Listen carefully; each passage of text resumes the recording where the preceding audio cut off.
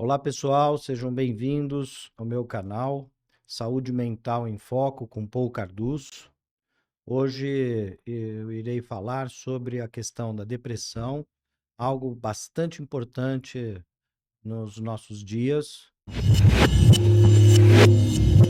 Eu vou tentar desenvolver um pouco com vocês algumas reflexões a respeito para que a gente possa refletir um pouco sobre um assunto tão importante e que muitas vezes é tratado de uma maneira um tanto quanto errada, tanto pelo moralismo da sociedade, que pode interpretar como preguiça, que a pessoa é encostada, que a pessoa é vagabunda, ou ser tratada apenas, né, e tão somente com medicação, achando que é uma questão física dos neurotransmissores e acaba tomando remédios, e esses remédios acabam cronificando ainda mais o quadro e deixando um estado depressivo para o resto da vida, praticamente. Bem, não são todos os médicos que usam essa medicação para depressão que deixam isso acontecer. Tem muitos médicos que sabem administrar muito bem essa medicação para que justamente isso não ocorra. E muitos desses médicos, psiquiatras, neurologistas, fazem questão de, quando vão administrar essa medicação num paciente, que esse paciente procure um psicanalista, né? Eu conheço alguns que não dão a medicação se a pessoa não estiver procurando um psicanalista, porque eles sabem muito bem que a questão da medicação é para aliviar e anestesiar e regular um pouco os neurotransmissores que foram abalados por um estado emocional bastante importante.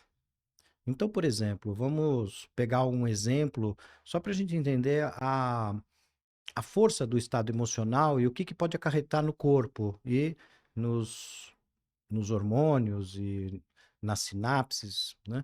Então, vamos imaginar que nós temos duas pessoas, um hindu e um brasileiro, indo tomar banho de cachoeira, só que eles têm que caminhar, né, numa trilha na mata e eles vão descalços de sunga e, de repente, no meio da trilha, eles se deparam com uma cascavel toda enrolada e já com a cabecinha para cima e com o rabinho abanando.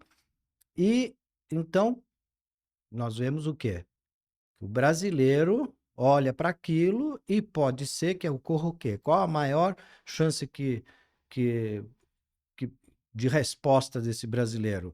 Que ele tenha uma taquicardia, que ele comece a tremer, que ele fique com medo. E que esse medo provoca, ao ver a cobra ali pronta para dar o bote, ele vai disparar nele uma série de hormônios que vai promover uma mudança significativa das sinapses e, portanto, uma liberação de hormônios que vão deixar ele trêmulo, às vezes até fraco, ou vai botar ele para correr imediatamente de tanto medo e deixá-lo com sudorese, taquicardia, disparar, né, os níveis de cortisol para ele se preparar para a fuga. Então veja os efeitos, né, orgânicos que pode causar ele se deparar com uma cobra. Bem, mas o hindu, o que pode acontecer? Um hindu que está habituado dentro de alguma seita que tem adoração pela cobra, ele pode interpretar aquela aquele encontro com a cobra como algo da ordem do divino. E, pelo contrário, o fato de ele achar que a cobra é a expressão do divino pode trazer uma calma interior e, inclusive, essa calma interior poder até acalmar a cobra e fazer com que a cobra não ataque.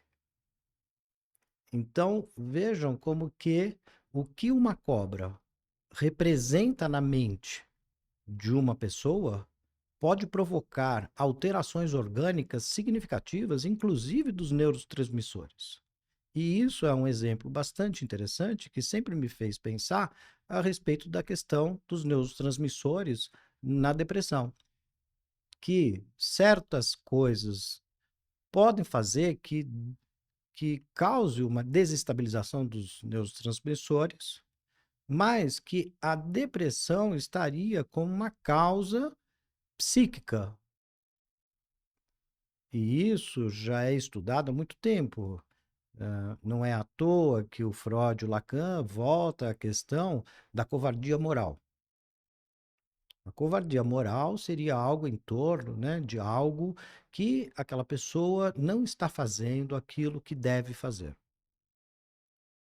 Então, quando você não faz aquilo que se deve fazer para você, que você acredita que é o correto para o seu ser, da essência do seu ser, não é só o que os outros querem de você, mas aquilo que corresponde aos ideais de vida que você tem e que você está se traindo nesses ideais. Você acorda de manhã, olha no espelho e você se dá conta que aquela imagem que você está vendo não é uma imagem que você gosta. No dia seguinte, você acorda e você passou mais um dia sem fazer o que você tinha que fazer. Por você, pelos seus ideais, pela sua essência de ser. Aí você acorda de novo e olha no espelho e o exame de consciência vem. E você vê que você não está fazendo o que deve fazer. E aquela imagem que você vê no espelho, de novo, não é uma imagem que te agrada. E você vai aos poucos repetindo isso, e cada vez mais esse espelho te volta contra você, mostrando que você não está à altura daquilo que você precisa fazer.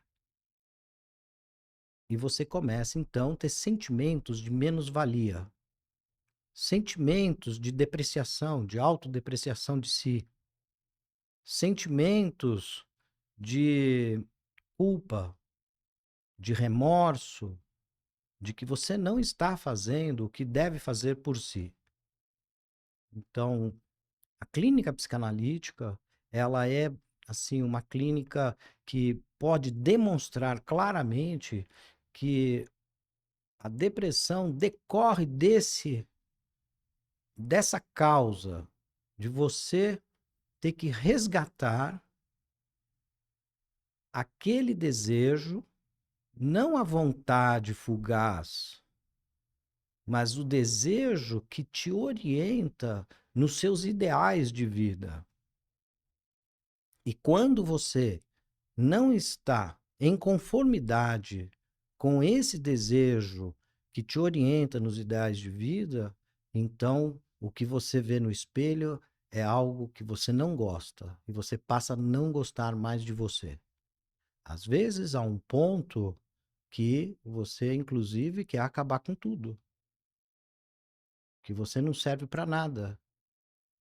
Então começa a ter, né, sentimentos bastante complicados, onde a pessoa começa a se sentir, né, julgada o dia inteiro, o tempo todo, com ruminações mentais de julgamento e crítica e observações constantes a qualquer passo que possa lembrar que você não está fazendo o que deve fazer.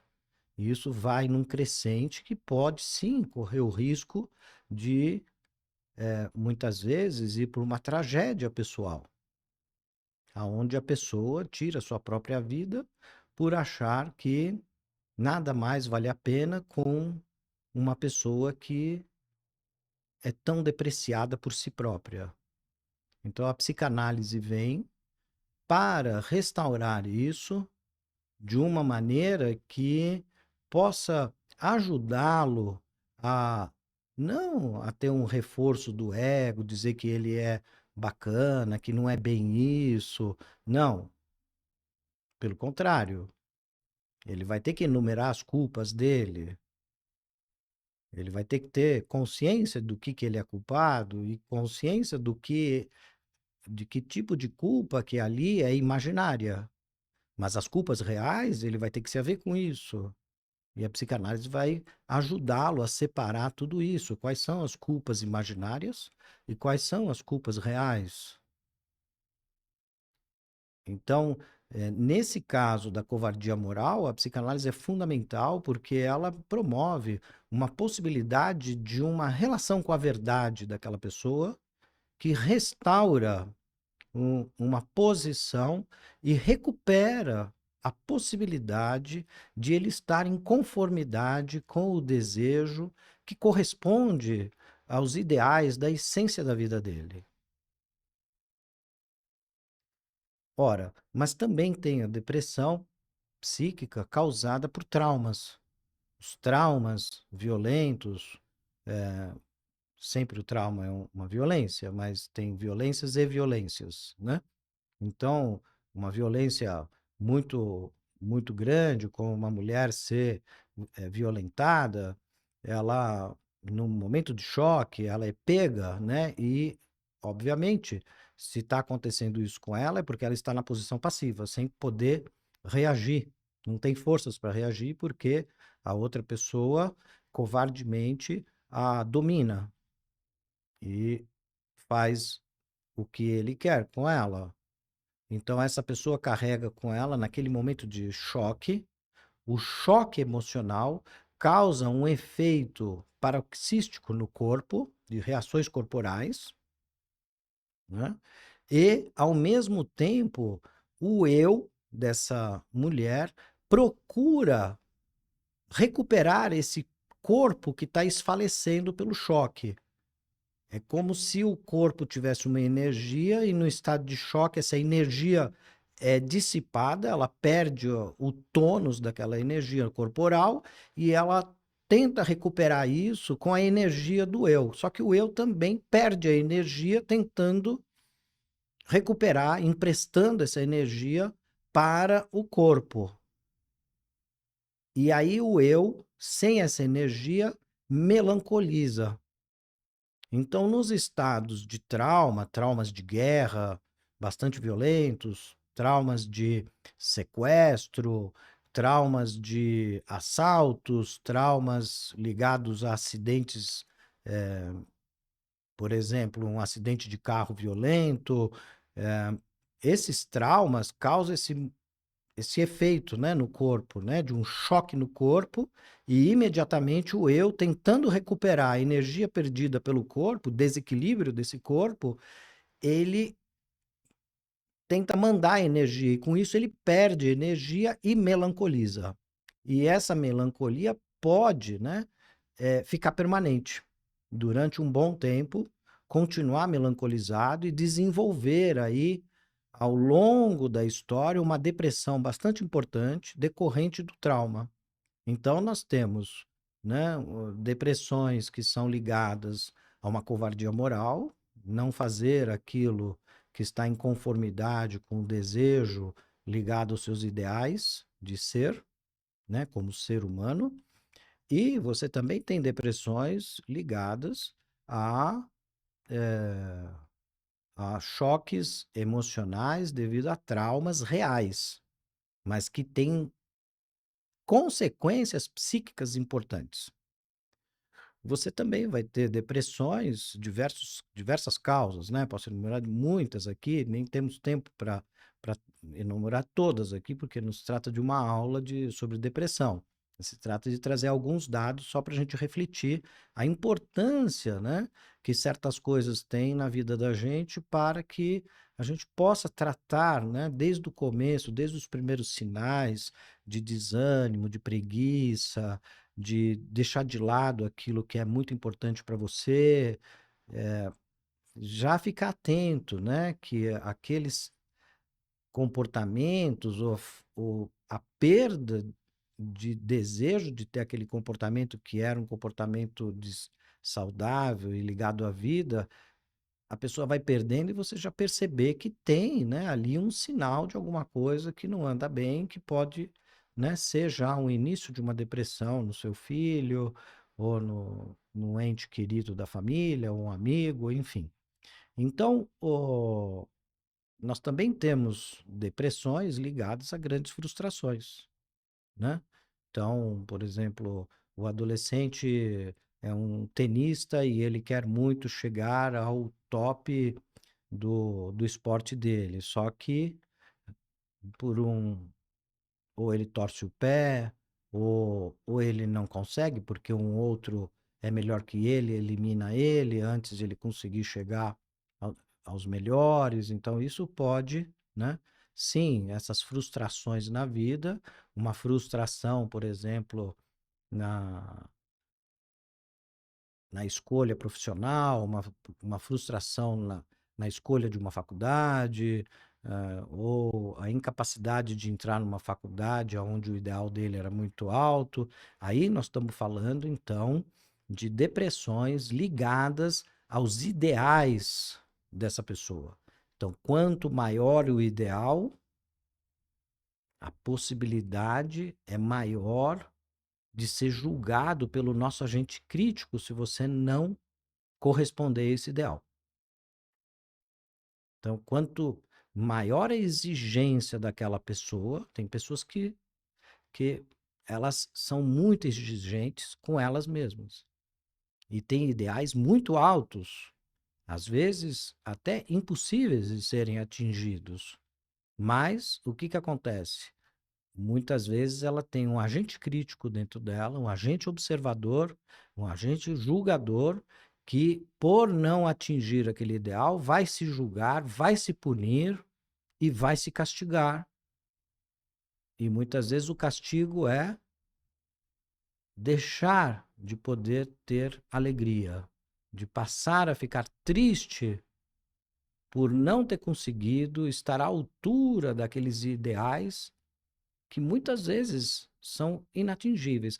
Outros até são atingíveis, mas uma série de coisas na vida, intercorrências da vida, contingências da vida, podem fazer com que aquela pessoa não possa, naquele momento, fazer o que tem que ser feito para alcançar aquele ideal. E essa frustração pode sim, né, provocar também uma depressão.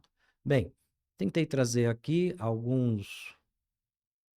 algumas causas para a gente estar discutindo e para que também a gente fique atento, né, que às vezes uma medicação pode ser muito bem-vinda no caso, por exemplo, de isso estar indo para um extremo, mas sem uma sem um questionamento sobre qual é a sua posição como ser no mundo em relação a você mesmo, então a causa não será trabalhada. E se você tomar só a medicação, você vai anestesiar os sentimentos. Muitas vezes, quando toma a medicação a longo prazo, vai cronificar o quadro a ponto de poder ter uma expansão do campo existencial de vivência que atinge toda a história dessa pessoa. A pessoa passa aí perdendo o interesse pelo trabalho, pelo esporte, pelos amigos, vai fechando o campo vivencial até chegar na perda do interesse por si mesmo. E a pessoa quase que tem uma vida vegetativa, sem interesse para nada, se isolando do mundo e tendo um sentimento de autodepreciação bastante elevado. Bem, ficamos por aqui hoje e agradeço muito o interesse de vocês. Espero que vocês tenham tirado proveito. Procurem, né, se desejarem, pode se inscrever no meu canal. Procurem compartilhar com seus colegas, aqueles que vocês acham que teriam interesse nesse assunto. E até a próxima. Muito obrigado.